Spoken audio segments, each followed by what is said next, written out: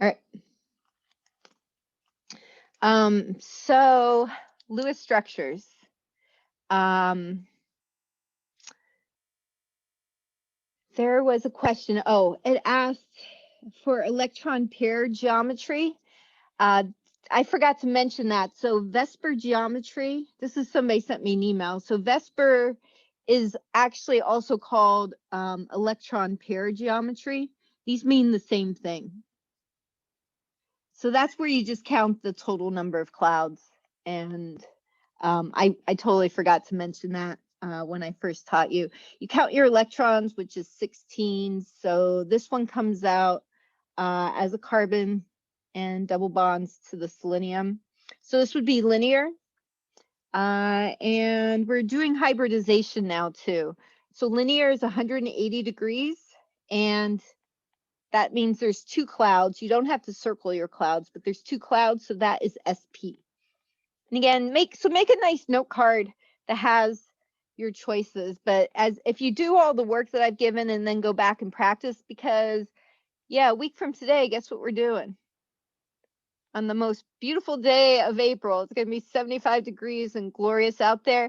So that's why you want to do all your work.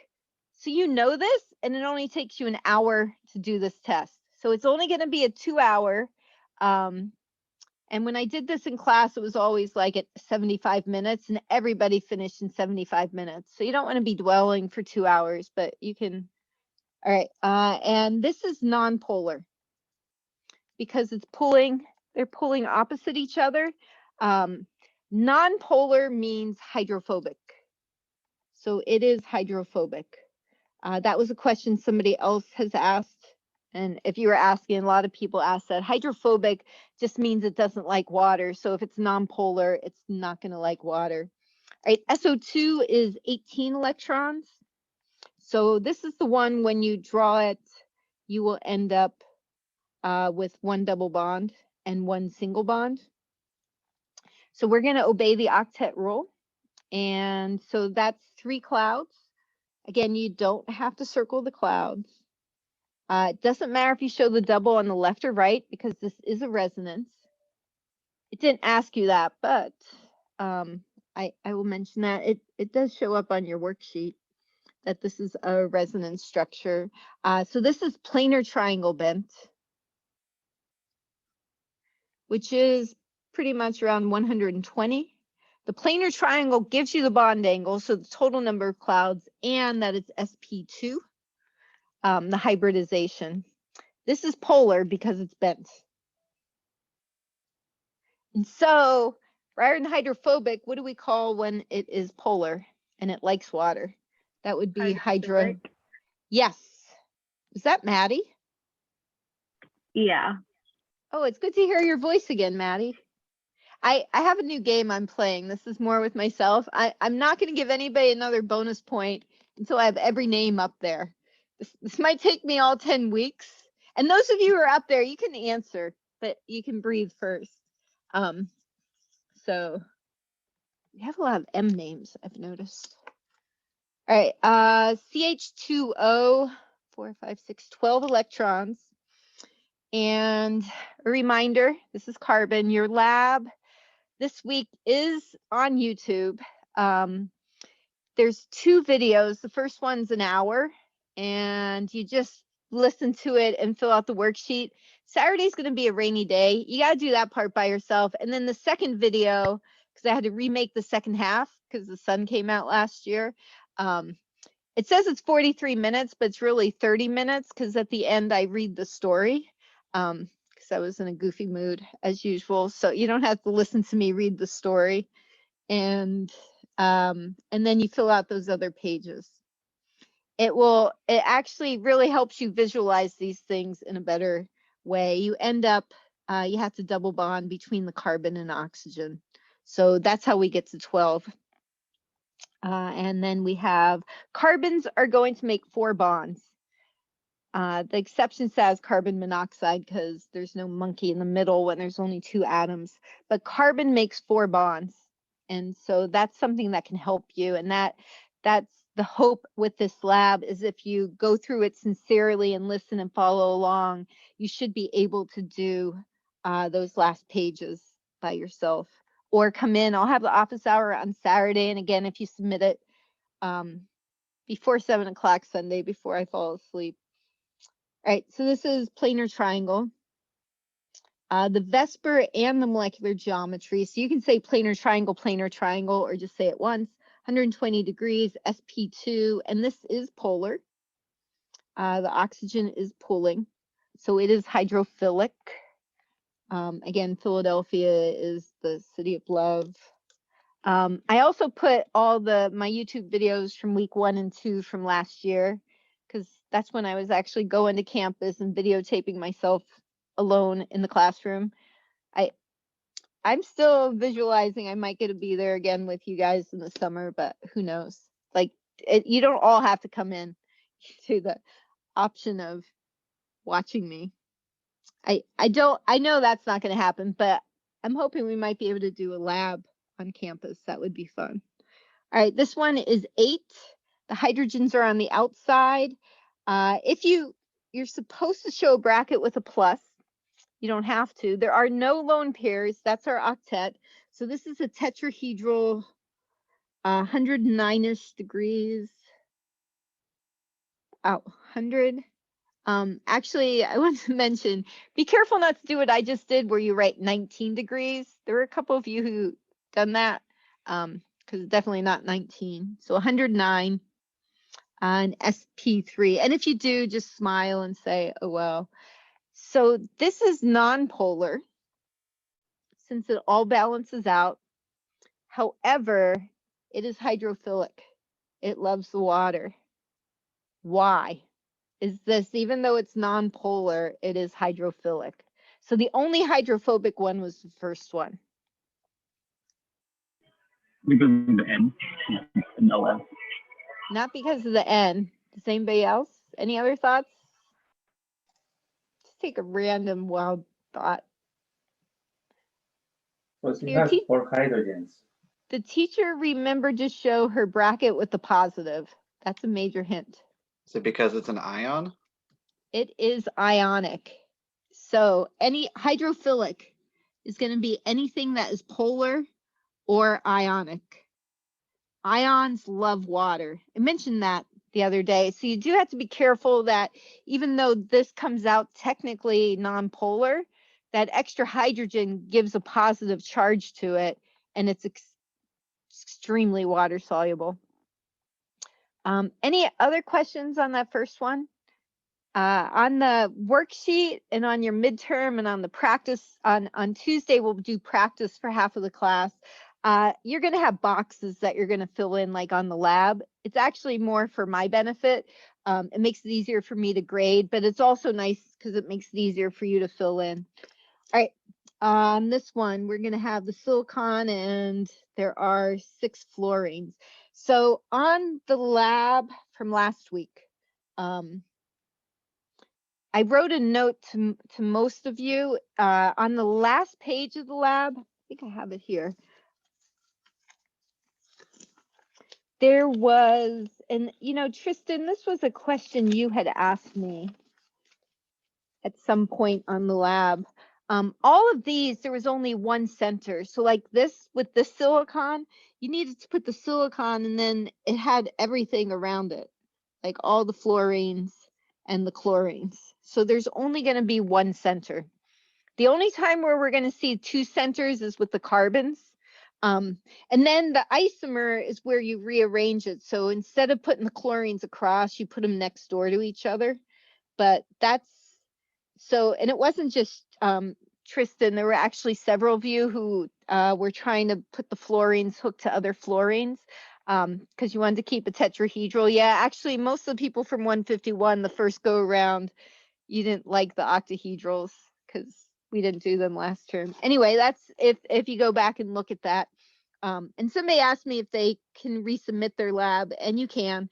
I take, you know, a point off because it's a late resubmit, but if you didn't do as well as you wanted. All right.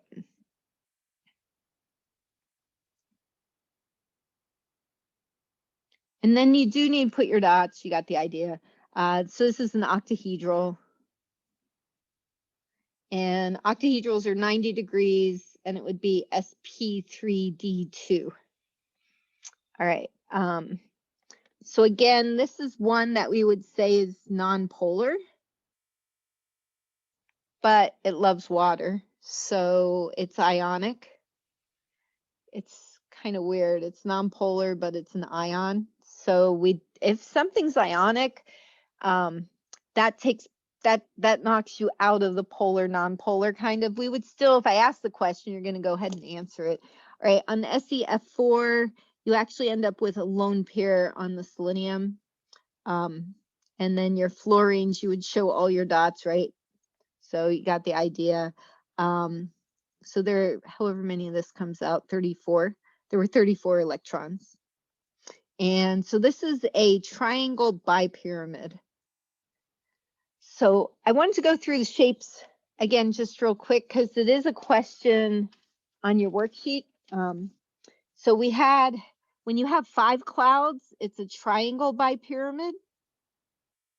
And so it means you have a triangle and then something above and below, or however you're holding your triangle. So that's what we have. When you have 6 clouds, we call it an octahedral, but another way to think of it is it's a square bipyramid.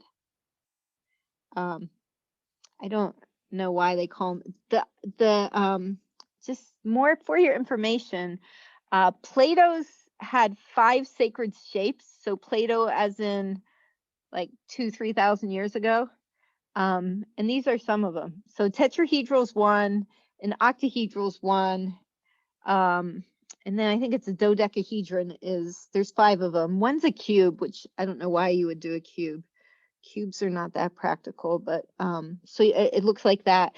So on your worksheet, and this would be sp3, and then you add 1d, and then we have sp3, and we have 2 Ds. So on the worksheet, the bonus, you go to the next step. So you're going to end up with 7. So you would add to the D, and after a triangle, you go to a square. So the next thing would be Pentagon bipyramid. So something you can think about. And they've actually made that, and that's the theory of what it is. Now, one of the things that happens is when you lose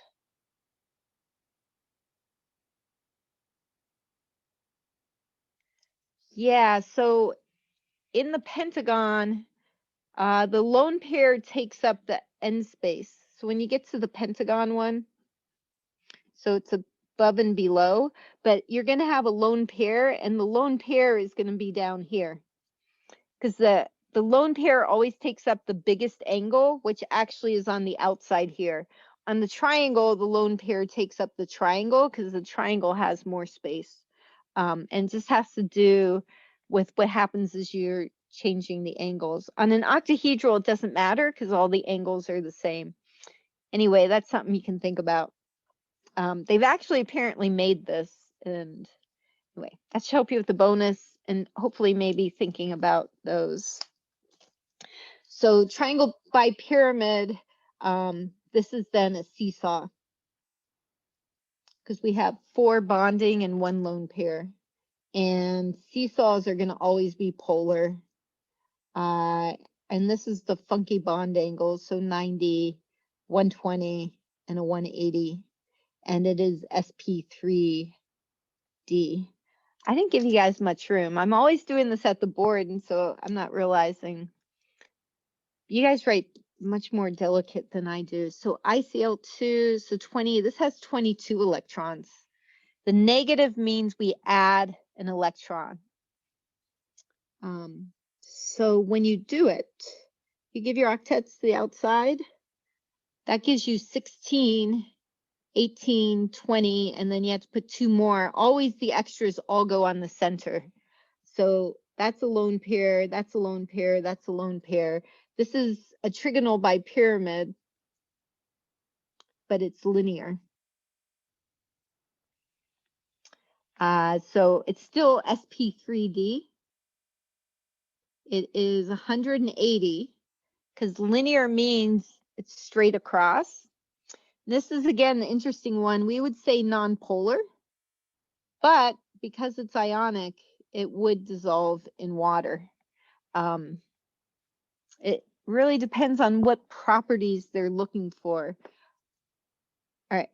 And then the last one, the xenon with the 4 fluorines, this is going to be 32, 36 electrons. So you put your fluorines, you guys would show all your dots, and then you'd have dots on your xenon. So this one's an octahedral. And back to my picture, when you start putting dots, we have dots here, and then we have dots there, and so why it gets to be at flat. Same with the pentagon, the dots are going to go on the outside first, but in the triangle, they go in the triangle first. That's what the theory says. All right. So it's an octahedral, square, planar, or planar square, 90 degrees, and sp3 d2. All right. Oh, and this is nonpolar. So everything's equal. It's all balanced out. It's when you have something that's not balanced, like the seesaw, that you will have a polar. All right. So the next one's interesting. So we get the xenon to oxygen and then the 4 fluorines. You do your dots. I have to think.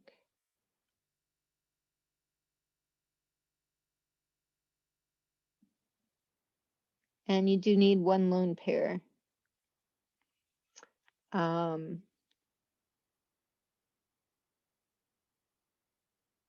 So octahedral, square pyramid. So the square pyramid is, again, coming from that you had a square, and so you only have lone pairs below, and so you have a top to your pyramid. sp3d2. Pyramids are polar.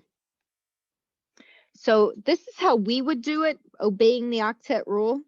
I did want to mention something with this one, and of course I did it without my erasable pen.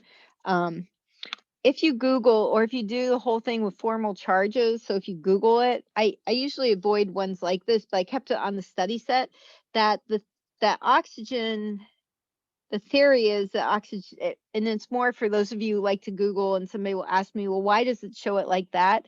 It has to do with, there's this whole group of chemists who everything has to obey the formal charge rule.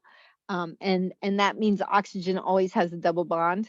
I don't agree with that personally, because I think oxygen's so greedy, it's going to like to be the single. It's going to force xenon to not do that. But anyway, did I get the right number? Count. All right, sulfur, oxygen, fluorine, fluorine, fluorine. Doesn't matter what direction you put everything, and you count your electrons. So we have 40. Yeah. So everything's like that. And so again, some places will show a double bond to the oxygen, but you don't need to do that. It doesn't change any of our other answers. This is going to be a trigonal bipyramid. So this is sp3d, nonpolar. All right, the bromine with the 5 fluorines.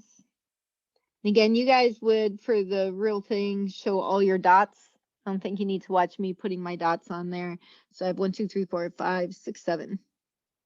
So 6 times 7. So to get to 42, you would have 8 times 5 would be 40, and then 2 more. So these 2 lone pairs make this, again, an octahedral square pyramid. 90 degrees, and it is polar. And it's an octahedral, so it's an sp3d2. This is a lot of drawing on this study set. All right, and then the last one, bromine to bromine to bromine. And we give our octets to the outside and the negative. So we have 7 times 3 plus 1 more. So we're going to have 22. So we have all these lone pairs on the center. So we're back to the trigonal bipyramid, linear.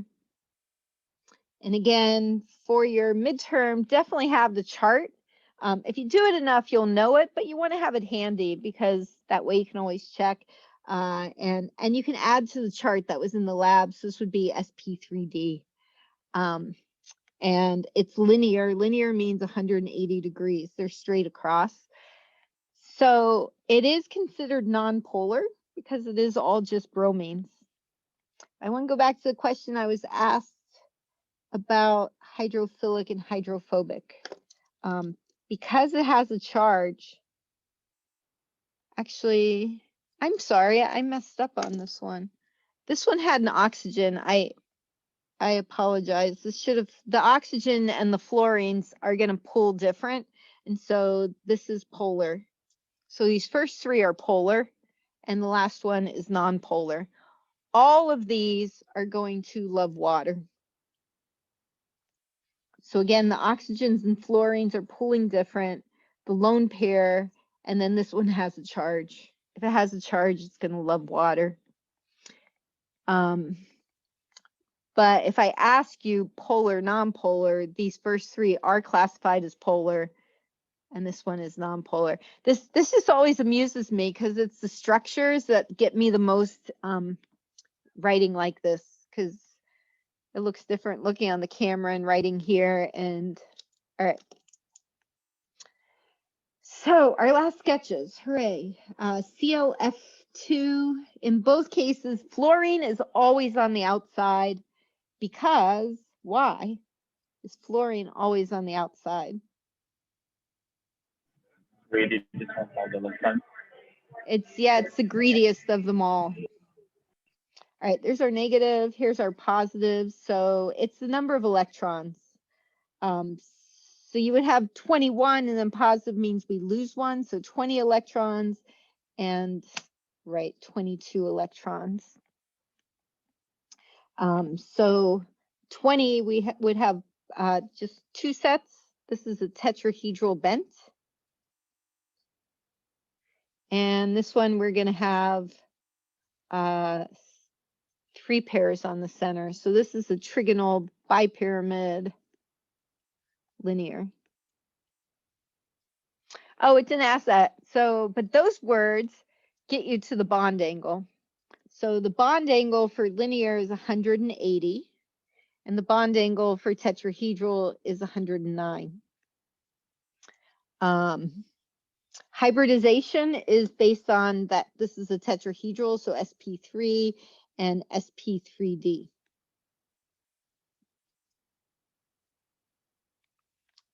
Questions? They would both love water because they're both ions. All right. If I asked you to show the polarity, this one, the fluorines are going to be pulling straight across from each other, so nothing happens. This one, how I have it drawn, you can't show the polarity, so you would have to redraw it. So if I ask you to show the polarity, you might have to erase and redraw. So you might want to read the whole question. So if it is bent to show the polarity, you have to show the bend. And so it's going to pull towards the fluorines. So that would be how you would show the polarity. I didn't ask it on this, but it is a question I do ask at some point. And I think on the next page I might. Any questions on this first page of the study set?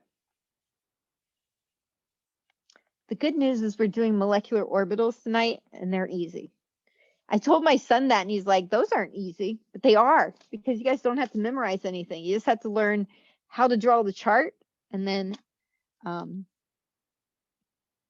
maybe it's because it's easy for me to teach. What? Speaking of the molecular orbital, were we supposed to write the notes? Because I watched the video, but I didn't write the notes. Oh, no, I put the videos up from last year because there's always somebody who likes those videos better than this. But, and so they're there, and it's also in case I mess up again on hitting the button to record, which probably will happen. It won't though. But yeah, that's why I put it there. The organic lab video, you will need to do that lab. All right, so smog. If you want, I had somebody one year, it wasn't this guy, it was a different compound in smog. It was one of the nitrogen oxides. It's just a really excellent talk. Anyway, so this is going to be a very irritating one. So carbon, this one is sp2. So there's 1, 2, 3 things around it, and they're all sp2. So everything in this is sp2. All right, and the bond angles, they're all 120 because everything's sp2, everything's 120. All of those angles are 120.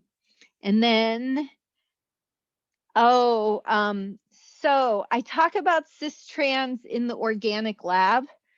The answer here is no. I didn't realize this question was in here. So for right now, just write no. And I do talk about cis-trans. If it was a question on your midterm next week, it would be a bonus question. You know, it'd be like 1 point, but the double bond has to be in the middle. And there's no way for the double bond to be in the middle. There's not enough carbons. You have to have 4 or more carbons to have a double bond. There's just not enough space. All right, and what do you think? Hydrophilic or hydrophobic, and why? Anybody? Going for like 15 names on the board.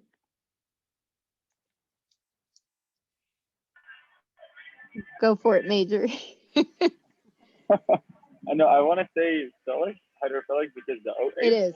But I also Yes, it is hydrophilic. It is hydrophilic. Because there's actually, so I wanted to point that out. So thank you for saying that, Major. There is no OH in this. There's no hydrogen on the oxygen, but this oxygen is going to pool. So the oxygen pools. I do usually ask why on the midterm on some of them. The oxygen pools and there's only 3 carbons. So our general rule is the number of carbons. If there's too many carbons, it's a ratio of carbons to oxygen. So we'll see aspirin is not water soluble. So aspirin is hydrophobic. On one like this, I would tell you and I would ask you why. I know I jumped to the last question first, but it's that this one has too many carbons. So even though we have a bunch of oxygens up here, there's just too many carbons. There's 9 carbons. And how the oxygens are. And so it's the lab. Those of you who are in my Chem 151, I actually videotaped me doing this lab. It was one of the few videotapes. And it's a fun lab. If somehow I can get the option to be on campus this summer, again, it wouldn't be like you have to be on campus, but if I can get, I'm hoping I can persuade them to let us have a lab. I plan to just do some of the really fun labs from the whole year. And aspirin's actually a really fun lab. And it's because it's very chemistry. You do suction filtration. There's just a lot of stuff that happens. And so you get a nice lab experience. I would love to see we get on there this term, but I don't think that's going to happen. For those of you who'd want to be. All right, bond angles. Here's A, that is 120. So if you look at this carbon right here, there's 1, 2, 3 things around it. So 3 is always 120. On B, the 2 lone pairs and 2 bonds, that's going to make the B is 109. C is over here. So carbon has 1, 2, 3, 4. So if you see 4 bonds around carbon, a tetrahedral, that is 109. And then D is up here. So again, there's just 1, 2, 3. There's 4 bonds, but there's only 3 things going on around the carbon. So we're back to the 120. This picture here with the balls and sticks, that's what we used to get to do for the organic lab. I would be up there teaching and you guys would all have your own kit.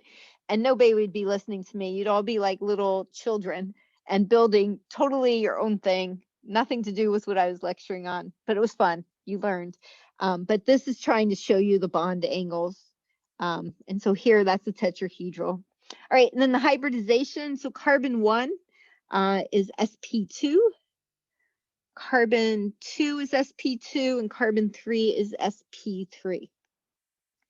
Questions with that. Half of your worksheet is questions like this, where it's a molecule, it's already there, and you tell me bond angles and hybridizations, and then the hydrophilic, hydrophobic.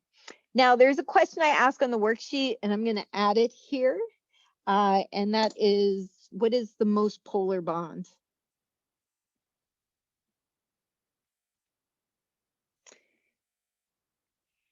Anybody want to take a go at that one? OH.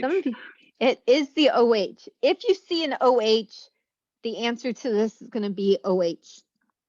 This is going to be special. We're going to, on Tuesday next week, there is going to be like a half-hour lecture before I do the review, because I think when I teach intermolecular forces, it will actually help you with the polar, non-polar. And several people have asked me about the polar, non-polar.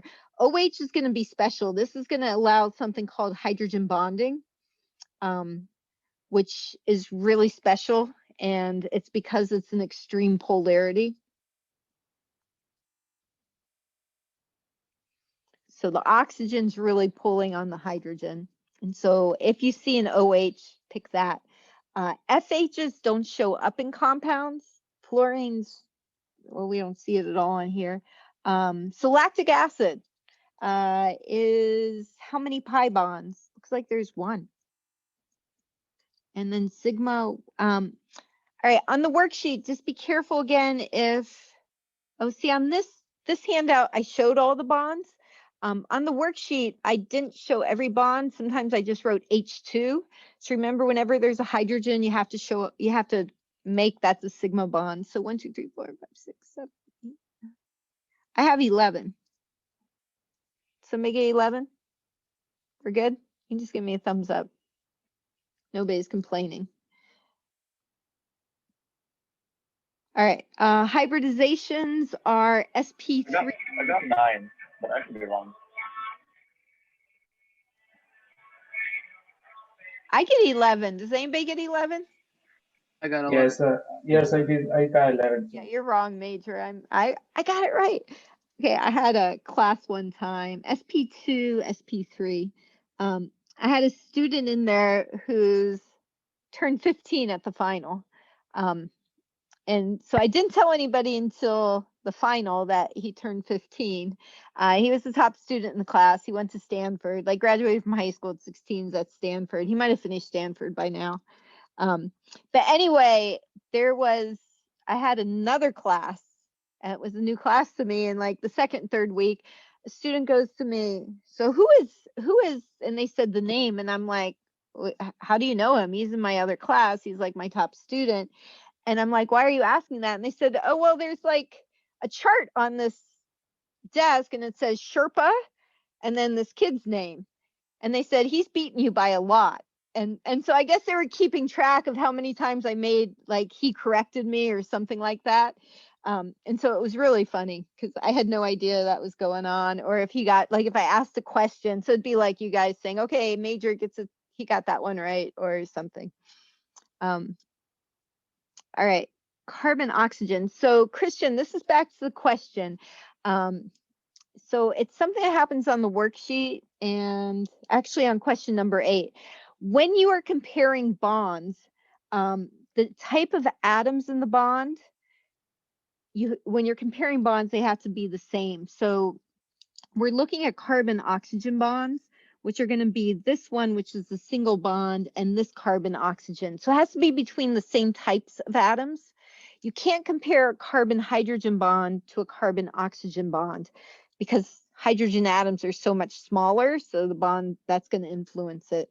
The double bond is going to be stronger and shorter. We're going to do more with this when we do molecular orbitals today. On the worksheet, the very first question has you compare SO3, SO2, and SO3 -2. And then the last column says which one is the strongest. You're comparing the 3 molecules. So which of the 3, when you do the resonance, ends up with the strongest bond of them all. And there you're comparing bond order. All right. So the carbon-oxygen double is the shortest and strongest. The approximate angles, so 109, because again, this carbon has 4 things around it. B is 109. And again, if you say 104.5, that's fine, but there's the dots on there. And that is something else that I mentioned. So on the study set, I mentioned this in the class the other day, the study set that shows the dots on the worksheet. They are actually, when we do organic chemistry, they stop showing the dots. You need to add the dots on the worksheet to my pictures. So everything has to obey the octet rule. So like the sulfur, it doesn't show its lone pairs. If you don't show the dots, you're not going to get the angles right and the hybridizations right. All right, and then C is 120. So 109, 109, 120. Okay, and then the last one, this was on your lab, so C2H6. So carbon's going to have 4, it's going to have all hydrogens around it. So this is going to be a tetrahedral. When you see a carbon making 4 bonds, that's a tetrahedral. So you look at 1 carbon at a time. So you kind of, I don't know if that works, but so that's around each carbon is a tetrahedral. This one, ethylene, is that is what they make polyethylene. And by the way, that's another possible topic, is any of the plastics or any of the polymers. So Kevlar, you can do polystyrene, and if you're we're gonna do a lab about plastics, so you can also save that for the next topic. And in this case, the hydrogens, the carbons are going to be trigonal planar. And then this one, you have a triple bond. And so this is going to be linear, straight across. I know it didn't ask about bond angles, but I wanted to go over that. So 109, 120, and 180. And then hybridization would be sp3, sp2, and sp. So that's what those come out looking like. Another question that was on the lab, if you have only carbons and hydrogens, it is nonpolar. You need that oxygen, you need NOF, you need nitrogen, oxygen, fluorine, or chlorine, you need sulfur, something in the periodic table, something over in this corner, right? In this pink corner to pull. Carbon and hydrogen don't pull. So what this question wanted to know was bond order, and it's not worded well. It should say the bond order of the carbon-carbon bonds. So this would be a bond order of 1 because it's a single bond. This is a bond order of 2 because it's a double bond, and this is a bond order of 3. When you do bond order, I didn't explain this very well the other day. You can't average different types of bonds, meaning carbon hydrogen and carbon carbon. So they all have to be like carbon oxygen or all carbon carbon bonds. So triple bond is the strongest and the shortest. On the worksheet, the formula I gave you works, where you just do number of bonds divided by number of atoms, because they're all sulfur oxygen bonds. But again, triple bond is extremely reactive. So it's the strongest, the shortest, and the most reactive, because that it's just ready to blow itself apart. There's just too much going on in that condensed place. Oh, I can't write. All right, any questions? All right, I'm gonna stop this. And